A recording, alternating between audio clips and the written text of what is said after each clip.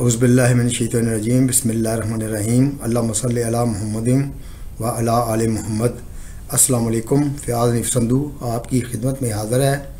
آج میں سورہ الاعراف آیات 26 تا 31 کا ترجمہ اور تشریح پیش کروں گا۔ اس سے پہلے میں 3 لیکچرز میں آیات 11 تا 25 تک کا ترجمہ اور تشریح پیش کر چکا ہوں۔ ان آیات میں اللہ پاک نے فرمایا کہ تقوی کا جو لباس ہے وہ اللہ تعالیٰ کی نشانیوں میں سے ایک نشانی ہے۔ تقوی کا لباس کیا ہے؟ تقوی کا لباس یہ ہے کہ جسم کے قابل شرم حصوں کو مکمل طور پر ڈھانپے، نمود و نمائش میں حد سے بڑا ہوا نہ ہو اور حیثیت سے بہت کم تر بھی نہ ہو۔ پھر یہ بتایا گیا ہے کہ شیطان جو ہے کس طرح انسان کے جذبہ شرم و حیا کے اوپر ضرب لگاتا ہے۔ شیطان کی ہمیشہ سے یہی چال رہی ہے کہ انسان کے جذبہ شرم و حیا کے اوپر ضرب لگا کر برہنگی کے راستے فحش کا دروازہ کھولے۔ حضرت آدم علیہ السلام اور حضرت مائی حوا علیہ السلام کو ورگلا کر اس نے سب سے پہلے ان کے لباس ایک دوسرے کے سامنے اتروائے اور ان کو جنت سے نکلوایا۔ آج کل کے جو شیاطین ہیں ان کے نزدیک بھی ترقی کا کوئی کام اس وقت تک مکمل نہیں ہوتا جب تک کہ عورت کو برہنہ اور عریاں کر کے سر بازار لا کھڑا نہ کیا جائے۔ اب میں ان آیات کا ترجمہ پڑھوں گا، پھر اس کی تشریح پیش کی جائے گی۔ یہ ترجمہ اور تشریح سید ابوالعلا مودودی رحمۃ اللہ علیہ کی تصنیف کردہ تفہیم القرآن، جو کہ انہوں نے قرآن پاک کی تفسیر لکھی ہے، اس میں سے پیش کیا جائے گا۔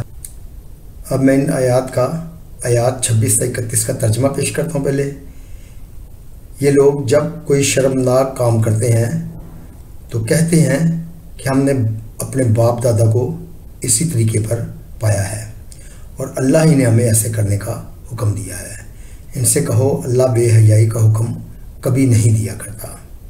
کیا تم اللہ کا نام لے کر وہ باتیں کہتے ہو جن کے متعلق تمہیں علم نہیں ہے، وہ اللہ کی طرف سے ہیں؟ اے محمد صلی اللہ علیہ وسلم، ان سے کہو کہ میرے رب نے تو راستی اور انصاف کا حکم دیا ہے، اور اس کا حکم تو یہ ہے کہ ہر عبادت میں اپنا رخ ٹھیک رکھو، اسی کو پکارو، اپنے دین کو اس کے لیے خالص رکھ کر جس طرح اس نے تمہیں اب پیدا کیا ہے اسی طرح تم پھر پیدا کیے جاؤ گے۔ ایک گروہ کو تو اس نے سیدھا راستہ دکھا دیا ہے، مگر دوسرے گروہ پر گمراہی چسپاں ہو کر رہ گئی ہے، کیونکہ انہوں نے خدا کی بجائے شیاطین کو اپنا سرپرست بنا لیا ہے اور وہ سمجھ رہے ہیں کہ ہم سیدھی راہ پر ہیں۔ اے بنی آدم، ہر عبادت کے موقع پر اپنی زینت سے آراستہ رہو اور کھاؤ پیو اور حد سے تجاوز نہ کرو۔ اللہ حد سے بڑھنے والوں کو پسند نہیں کرتا۔ صدق اللہ العظیم۔ اب میں اس کی تشریح پیش کروں گا۔ اس کی تشریح کے لیے سید ابوالعلا مودودی رحمۃ اللہ علیہ کی تصنیف تفہیم القرآن، جو کہ انہوں نے قرآن پاک کی تفسیر لکھی ہے، اس میں سے اس کا تشریح جو ہے وہ پیش کی جائے گی۔ فرمایا، یہ لوگ جب کوئی شرمناک کام کرتے ہیں تو کہتے ہیں کہ ہم نے اپنے باپ دادا کو اسی طریقہ پر پایا ہے اور اللہ ہی نے ہمیں ایسا کرنے کا حکم دیا ہے۔ یہ اشارہ اہل عرب کے برہنہ طواف کی طرف ہے، جس کا کہ پچھلی آیات میں پچھلے لیکچرز میں ذکر ہو چکا ہے کہ عرب کے جو لوگ تھے وہ لباس کو موسمی اثرات سے بچنے کے لیے استعمال کرتے تھے اور اپنے سطر کو دوسروں کے سامنے کھولنے میں انہیں کسی قسم کا کوئی شرم یا حیا نہ تھا۔ سر عام برہنہ نہا لینا، دوسروں کے سامنے اپنے سطر کو کھول دینا، سر عام رفع حاجت کے لیے بیٹھ جانا، یہ ان کے لیے عام معمولی کام تھے۔ اور سب سے بڑھ کر یہ کہ خانہ کعبہ کا برہنہ طواف کرتے تھے۔ ان کی عورتیں جو تھیں وہ ان سے بھی 2 ہاتھ آگے تھیں۔ اور یہ جو بے شرمی اور بے حیائی ہے، یہ صرف عربوں کی خصوصیت نہیں بلکہ دنیا کی اکثر دوسری قومیں جو ہیں وہ بھی اس میں مبتلا رہی ہیں اور ہیں، اور آج تک اس میں مبتلا ہیں۔ اس لیے خطاب یہ عام ہے، بلکہ سارے بنی آدم کو متنبع کیا جا رہا ہے۔ اس سے آگے فرمایا، ان سے کہو اللہ بے حیائی کا حکم نہیں دیا کرتا۔ یعنی ان کا دعویٰ تھا کہ یہ رسم بھی جو یعنی کہ برہنہ طواف ہے وہ خدا کی طرف سے مقرر کی ہوئی ہے، اس پر قرآن مجید یہ استدلال کرتا ہے کہ جو کام فحش ہے اور جسے تم خود بھی جانتے ہو اور مانتے ہو کہ یہ فحش اور بے حیائی ہے، اس کے متعلق تم یہ کیسے باور کر لیتے ہو کہ خدا نے، اللہ تعالیٰ نے اس کا حکم دیا ہوگا؟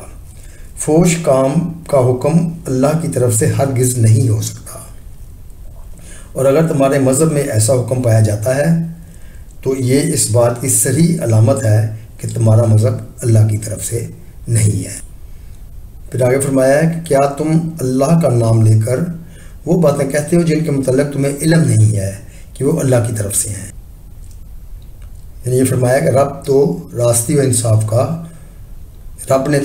انصاف کا حکم دیا ہے، یعنی کہ انسان اپنی زندگی کو عدل و راستی کی بنیاد پر قائم کرے۔ اگلا جو اس میں آیت میں فرمایا کہ ہر عبادت میں اپنا رخ ٹھیک رکھو، یعنی کہ عبادت میں اپنا رخ ٹھیک رکھے، یعنی اللہ کے سوا کسی اور کی بندگی کا شائبہ تک اس کی عبادت میں نہ ہو، معبود حقیقی کے سوا کسی دوسرے کی طرف اطاعت و غلامی اور عجز و نیاز کا رخ ذرا نہ پھرنے پائے، اور اسی کو پکارو، اپنے دین کو اس کے لیے خالص رکھ کر، کہ رہنمائی اور تائید و نصرت اور نگہبانی و حفاظت کے لیے اللہ ہی سے دعا مانگے، مگر شرط یہ ہے کہ اس چیز کی دعا مانگنے والا آدمی پہلے اپنے دین کو اللہ کے لیے خالص کر چکا ہو۔ یہ نہ ہو کہ زندگی کا سارا نظام تو کفر و شرک اور معصیت اور بندگی یا غیار، یعنی کہ غیروں کی بندگی جو ہے اس پر چلایا جا رہا ہو، اور اب مدد اللہ سے مانگی جائے کہ اے اللہ، یہ بغاوت جو ہم تجھ سے کر رہے ہیں اس میں ہماری مدد فرما۔ آگے ہے کہ جس طرح اس نے تمہیں اب پیدا کیا ہے اسی طرح تم پھر پیدا کیے جاؤ گے، یعنی یہاں اس بات پر یقین رکھے کہ جس طرح اس دنیا میں وہ پیدا ہوا ہے اسی طرح دوسرے عالم میں بھی اس کو پیدا کیا جائے گا، اور اس سے اپنے اعمال کا حساب اللہ کو دینا ہوگا۔